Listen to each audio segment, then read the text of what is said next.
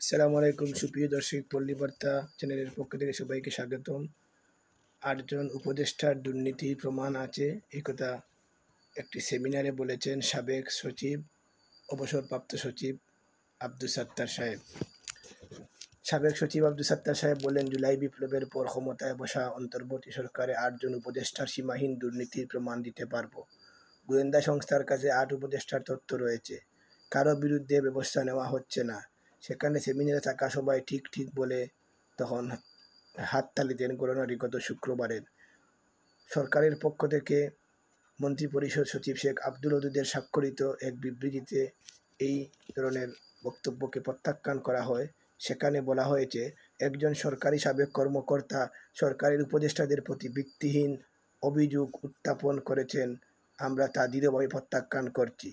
প্রমাণ উপস্থাপন এবং ব্যক্তিদের শনাক্ত না করে ঢালাওভাবে দায়িত্ব জ্ঞানহীন এবং জন আস্থার জন্য ক্ষতিকর। তো আমাদের এই হলো আপনার সরকারের পক্ষ থেকে বিবৃতি। সেখানে আরও বলা হয়েছে, আমাদের প্রশাসন স্বচ্ছতা জবাবদিহিতার প্রতি প্রতিশ্রুতিবদ্ধ।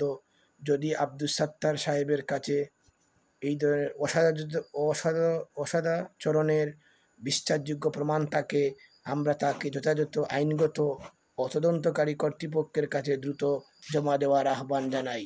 যতক্ষণ না এমন প্রমাণ উপস্থাপন করা হয়েছে, আমরা সকল অংশীজনকে স্মরণ করিয়ে দিতে চাই যে এই ধরনের জনপরিচয় আলোচনা, জনসম্মুখে এই ধরনের আলোচনা অনুমান নির্ভর করে নয়, বরং তথ্যের ভিত্তিতে হওয়া সমীচীন। আর সেই সেমিনারটি ছিল অ্যাডমিনিস্ট্রেটিভ সার্ভিস অ্যাসোসিয়েশনের পক্ষ থেকে।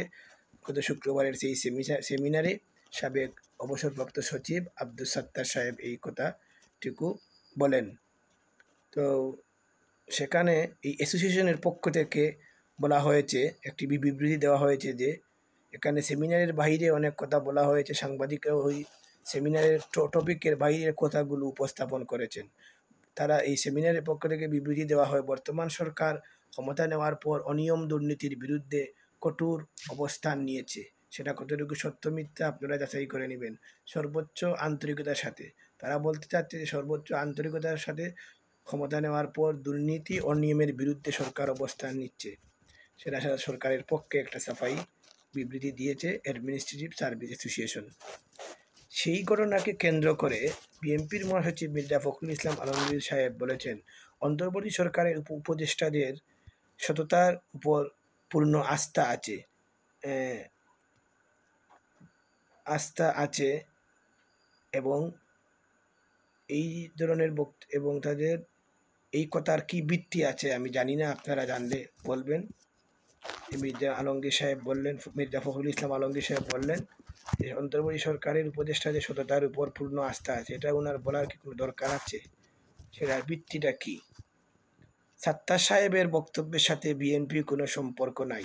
সাত্তার সাহেব ছিলেন একজন সচিব, আর বিএনপি চেয়ারপারসনের একান্ত সচিব। তো তিনি তো সচিব ছিলেন, সরকারি চাকরিজীবী, তিনি তো আর বিএনপি করেন নাই।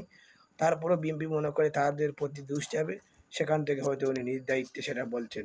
সরকারের প্রধান, তাছাড়া মির্জা ফখরুল ইসলাম আলমগীর সাহেব আরও বলেন, সরকারের প্রধান উপদেষ্টা এবং সকল উপদেষ্টাদের প্রতি বিএনপি যথেষ্ট সম্মান করে, শ্রদ্ধা করে, তাদের প্রতি আমাদের আস্থা রয়েছে।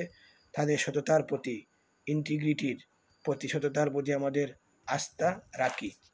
যদি আপনারা এরকম আস্থা রেখেই থাকেন, এটা আপনারা না বললেই পারতেন যে আপনারা তাদের সততা, তাদের দক্ষতা, তাদেরকে সম্মান করে তাদের প্রতি আস্থা ছিল। তাহলে জনগণের প্রশ্ন, মাননীয় মির্জা ফখরুল ইসলাম আলমগীর সাহেব, কিছুদিন আগে তো বিএনপির পক্ষ থেকে 3 জন উপদেষ্টার পদত্যাগের দাবি করা হয়েছিল, আন্দোলন করা হয়েছিল।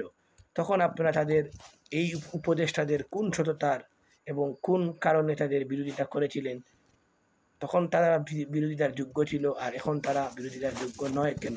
তাহলে কি জনগণ বলবে যে আপনাদের লন্ডনের মিটিং তারিখ অনুযায়ী সরকার নির্বাচনের শিডিউল ঘোষণা করায় আপনারা সন্তুষ্ট হয়ে কি সরকারের পক্ষে সাফাই গাইছেন কিনা? সে প্রশ্ন থেকে যায় জনগণের কাছে। সবাই ভালো থাকবেন, সুস্থ থাকবেন।